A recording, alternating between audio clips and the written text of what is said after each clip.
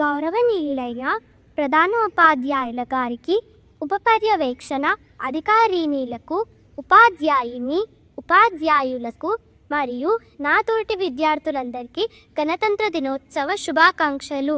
ప్రతి సంవత్సరం జనవరి 26వ తేదీన గణతంత్ర దినోత్సవం జరుపుకోవడానికి ప్రధాన కారణం ఏమిటంటే 1947 ఆగస్టు 15న మనకు స్వాతంత్రం వచ్చినప్పటికీ సొంత రాజ్యాంగం లేదు.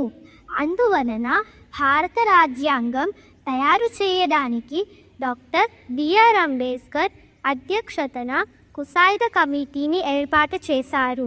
ఆ కమిటీ 2 సంవత్సరాల 11 నెలల 18 రోజుల సమయం తీసుకొని రూపొందించారు.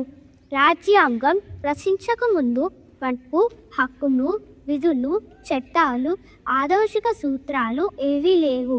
రాజ్యాంగం రచించడం ద్వారా మనం వీటి అన్నిటిని పొందగలిగాం. భారత ప్రథమ పౌరుడైన రాష్ట్రపతి గారి చేత భారత రాజధాని అయిన న్యూఢిల్లీ నందు ఎర్రకోటపై జాతీయ జెండాను ఎగురవేస్తారు.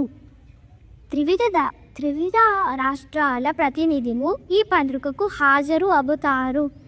జాతీయ జెండాను ఎగురవేసిన అనంతరం త్రివిధ దళాలకు చెందిన సైనికులు వాటి కవాతు మరియు సైనిక విన్యాసాలు ప్రదర్శిస్తారు. వివిధ రాష్ట్రాల సంస్థలకు చెందిన శకటాలను ప్రదర్శిస్తారు. నాకు ఈ అవకాశాన్ని కల్పించిన పెద్దలందరికీ ధన్యవాదాలు. జై హింద్.